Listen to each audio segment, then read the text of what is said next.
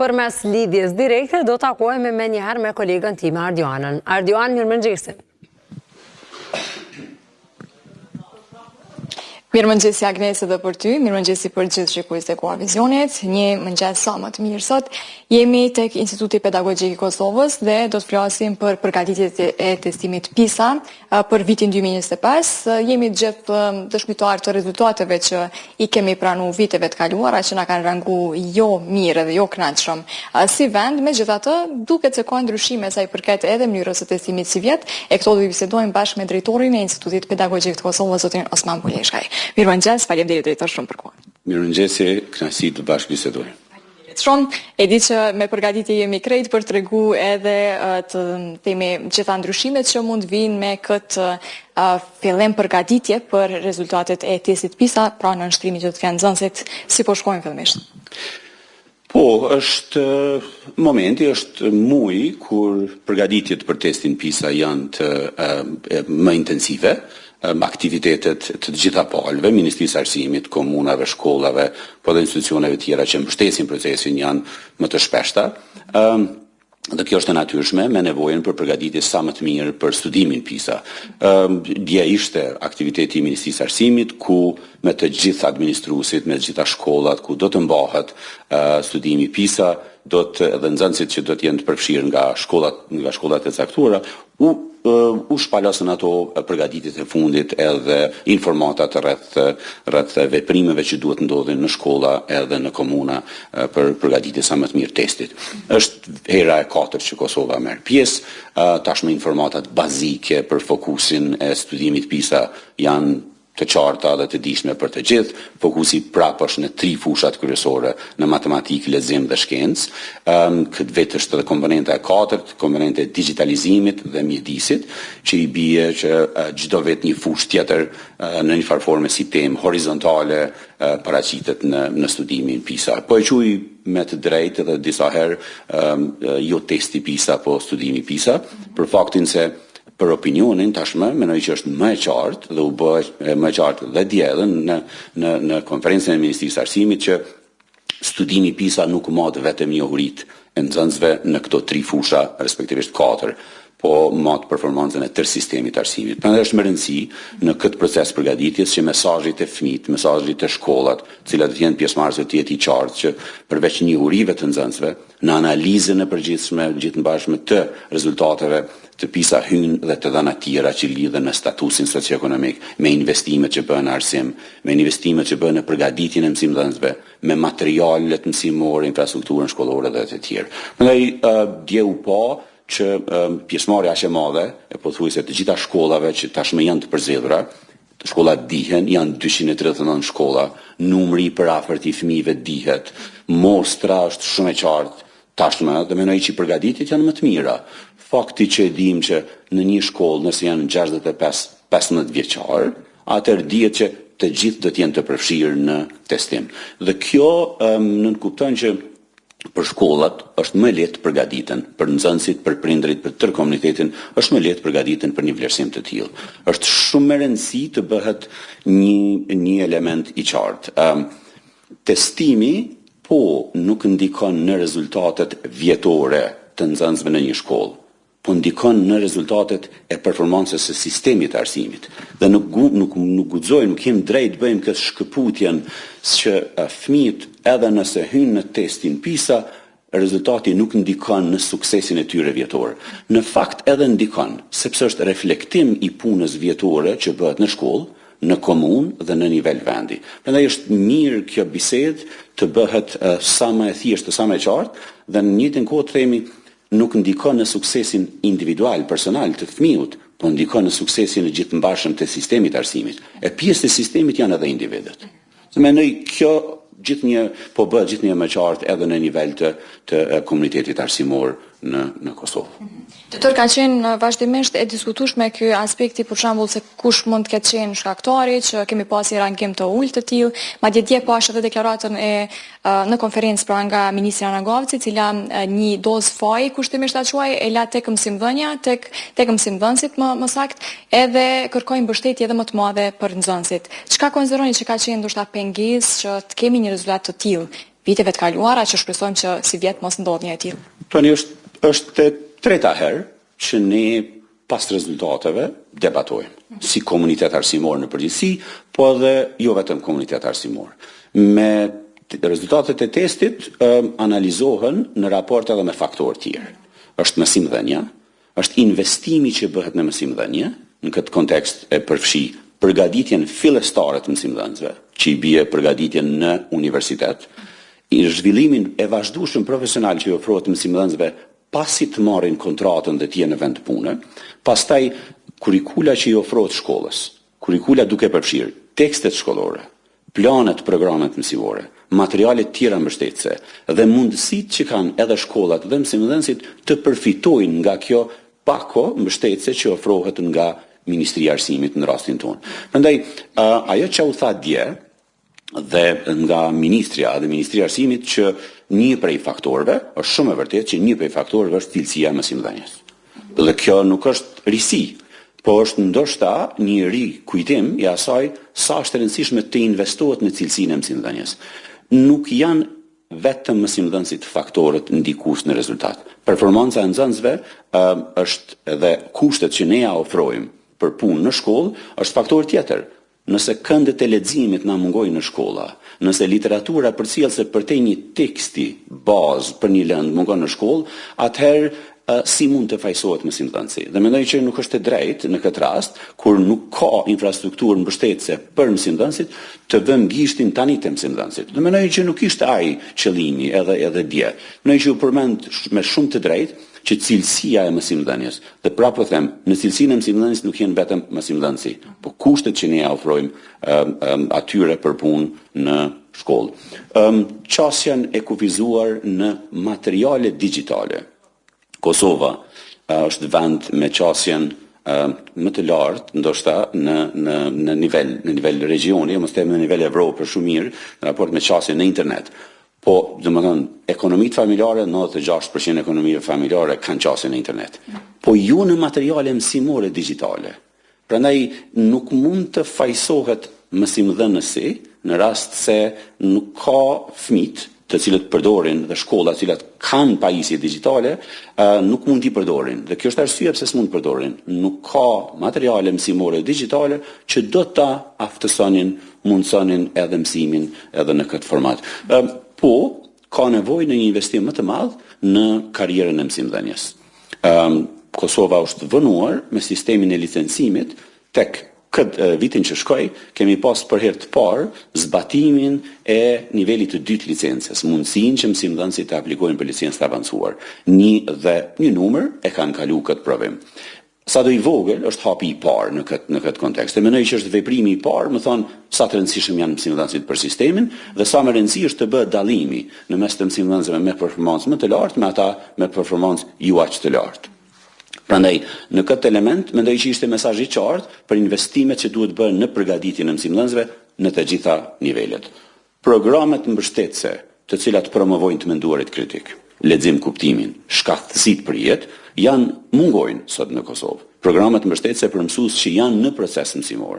Prandaj, po të kishim një fokus në këto programe aftësuese mbështetëse për mësimdhënësit në raport me shkaktësitë e nevojshme për shekullin 21 që duhet të zhvillohen dhe kompetencat që duhet i përvetsojnë nxënësit, atëherë mendoj që situata do të ishte tjetër dhe shumë e mirë kur flasim në raport me investimet që bëhen në procesin e mësimdhënies dhe në vetë mësimdhënësit.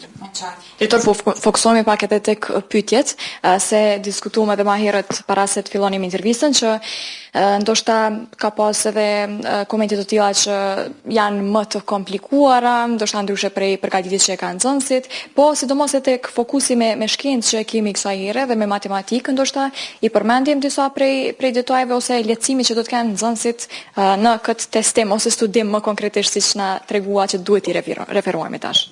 E thamë në fillim, gjithmonë fokusi është në 3 lëndet. Domethënë në shkencë, lexim, matematikë. Fusha e re është të mësuarit në botën digjitale këtë vit. Pakës e integruar edhe me përshtatjen dhe problemet që lidhen me mjedisin.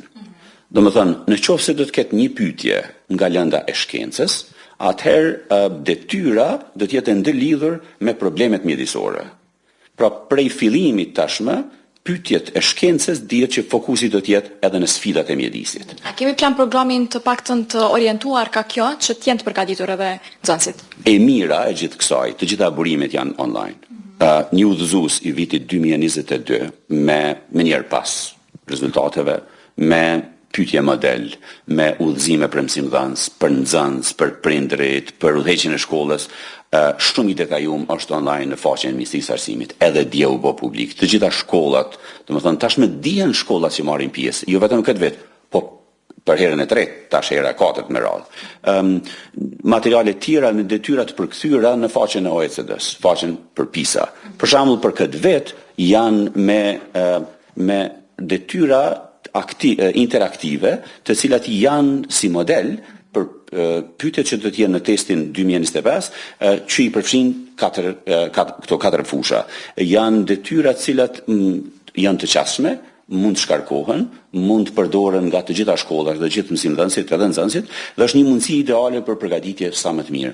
E mira e gjithë kësaj është përmbajtja e pyetjeve është e lidhur me njohuritë që duhet t'i kenë 15 vjeçarët në krejt botën. Në asnjë vend PISA nuk bazohet në kurrikulen e atij vendi. Domethënë, kur themi mat njohurit, nuk mat njohurit në raport me kurrikulen e çatij vendi, plan programin çatij shteti, po mat me pritjet që janë për 15 vjeçarët në nivelin global. Prandaj ky studimi kur bëhet studimi dhe analiza e rezultateve nuk duhet shikohet në raport me kurrikulen që ofrohet, po me mënyrën se si ofrohet një plan program. Pra, fokusi është si e mësojmë përmbajtjen, jo çfarë mësojmë. Fëmijët tonë mësojnë njësoj sikur të tjerët në pyetjen çfarë, po jo në pyetjen si. Mënyra se si mësojmë dallojnë. Tani, fakti që janë pyetjet e integruara, kur mat lexim kuptimin në një situatë reale, që i bie prap do të mat shkencën. Kur mat matematikën, përmbajtjen e problemeve matematikore, prap janë të ndërlidhura me situatat jetës reale, që prap lidhet me mjedisin, prap lidhet me të kuptuarit, me leximin. Lexim kuptimi ose të lexuarit e kuptimshëm që kanë herë dëgjojmë, është problematika kryesore në sistemin tonë arsimor, dhe jo vetëm në shumicën e shteteve. Qasja dhe marrja e informatave të gatshme online ka ndiku dhe po ndikon gjithnjë më shumë në të gjitha ekonomitë botërore, në gjitha vendet pjesëmarrëse, në një nivel më të ulët të lexuarit dhe të kuptuarit asaj që lexojmë. Prandaj tek ne është një situatë ku ende ka mundësi të shfrytëzohen burimet që i kemi të shkruara dhe të fuqizohen shkallësitë e shkrim leximit edhe të nxënësit, po edhe të metodat me të cilat mësimdhënësit do t'i përfshin fëmijët në këto aktivitete mësimore. Një problematik ndoshta që tjetër që duhet me përmend si vjet, dallim shumë i madh, testi është adaptiv. Quhet test adaptiv, çfarë nën kupton kjo? Nëse në pyetjet e para në lëndën shkencë, hajde po supozoj 10, mos më marrni si të sakta 10. Po, në pyetjet e para, niveli i njohurive të nxënësve është 4. Atëherë me njëherë testi, faza tjetër e testit, i përshtatet këtij nivelit fillestar 4, që i bie prej pyetjet e dyta, bloku i dytë i pyetjeve do të jenë të nivelit të njëjtë të lartë. Nëse në fazën e parë, në pyetjet e para, niveli është më i ulët, atëherë edhe pyetjet tjera do të jenë këtij niveli, që është dallim shumë i madh në raport me si ka qenë më herët. Më herët, vitin për shembull ciklin e fundit, pyetësor standard. Tani përshtatet. Dhe kjo është çështja e elementit të digitalizimit që është integruar tani edhe në testin. Prandaj, prej fillimit, nxënësit do ta dinë, varësisht nga rezultati në blok pyetjet e para, do të u përshtatet pjesa tjetër e testit. Dhe kjo e dikton mandej natyrën e pyetjeve. Për nuk do t'i bëhet dikuj një pyetje e nivelit 4 në pjesën e dytë të testit, nëse në pjesën e parë nivelin e ka 2 ose 3. Dhe kjo prej fillimit e përcakton tani edhe nivelin e arritjeve, edhe shkallën e vështirësisë. Dhe e fundit mendoj për vështirësinë, si vjet, risi dhe vështirësi është testi zhvillohet online. Domethënë, ky është elementi unë mendoj, edhe shpresoj të jem gabim, që nuk do të na ndikoj shumë në rezultat. Përgatitjet dhe mundësitë që kanë shkollat në këtë element kanë qenë të kufizuara. Domethënë, përdorimi i teknologjisë i integruar në mësimdhënie dhe në vlerësim nuk është shumë dominant në shkollat tona, për faktin se nuk ekziston infrastruktura mbështetëse për këtë proces. Nuk mjafton një tabele mençur. Nuk mjafton vetëm një qasje internet. Nëse nuk kemi çfarë të përdorim në ato me atë tabele smart apo edhe me atë faqe të internetit. Nuk mjafton një tekst shkollor i kthyer në formatin elektronik. Nuk po i them digital se nuk është digital, është elektronik. Nuk mjafton. Mungojnë aktivitete interaktive digitale, të cilat do të ishin shumë të parafërta me natyrën e pyetjeve që do të jenë në testin PISA. Dhe përmbajtjet e tilla interaktive që stimulojnë të menduarit kritik, motivojnë nxënësit të jenë hulumtues, kërkues, të përfshihen në projekte mësimore, nuk janë sot në dispozicion për mësimdhënësit, për mësimdhënien, edhe për mësimdhënien. Prandaj ai elementi më herët që diskutuam, po është roli i mësimdhënësve, po duhet të shikojmë çfarë ju ofrohet në dispozicion mësimdhënësve dhe shkollave për të përgatitur sa më mirë për këtë proces shumë të rëndësishëm për sistemin e arsimit në Kosovë. Qartë, shumë faleminderit për këto sqarime kaq të thjeshta që besoj cili do edhe nxënës po çfarë do gjenerate e kuptojnë se çka kemi të bëjmë sa i përket përmbajtjes që do të ketë studimi PISA e uroj që ta kemi një sukses sa më të mirë si vjet. Faleminderit shumë. Faleminderit edhe juve, kënaqësi shkollave pjesëmarrëse dhe një herë mobilizim, njoftim të saktë, shfrytëzoni materialet online, mjaftueshëm informata, ndihmoni fëmijët që të na ndihmojnë neve të performojmë sa më mirë dhe të tregojmë se niveli i mësimdhënies dhe të nxënit nuk është ai që paraqitet. Shumë faleminderit edhe një herë. Grazie.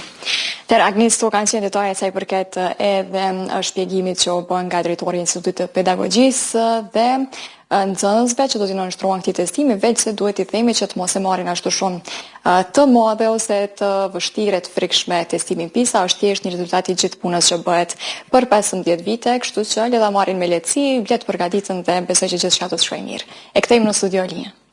Faleminderit shumë Ardian për këtë lidhje direkte, uroj që